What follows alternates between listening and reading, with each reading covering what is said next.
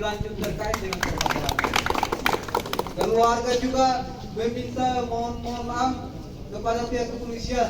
Mungkin kehadiran Koton di sini agak sedikit, tetapi keluarga juga berharap kepada Koton semua dan juga Kapolresta untuk kiranya sama atas persoalan yang terjadi. Oleh sebab itu saya langsung saja serahkan kepada MC untuk memandu Koton punya aksi pada siang hari itu. Abang abang sebelumnya abang, ini Kotong kayak seperti ini kayak Kotong lagi apa ikut lomba orasi ilmiah begitu, dan ada semacam teman-teman melakukan demonstrasi. Tidak seperti ini, demonstrasi bukan tidak seperti ini. Iya, ini Halangin kita dalam hal ini menyampaikan pendapat di sini, maka ada semacam ketakutan seperti itu. Jadi biarkan teman-teman menyampaikan ada apa yang ditakuti. Kalau Bapak Kepolisian bekerja sesuai dengan tupoksi Bapak Kepolisian, maka tidak ada semacam ketakutan. MC mana MC?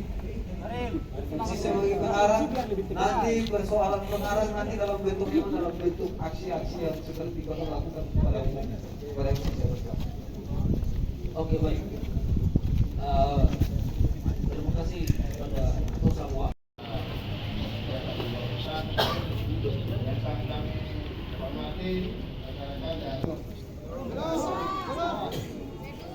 Jadi pada siang hari ini yang ketiga kali saya sampaikan kepada saudara-saudara PMII Paguyuban dan mewakili dari keluarga saudara Faris Beserta jajarannya, yang kita hormati Ketua Cabang dan sahabat-sahabat sekalian masa aksi.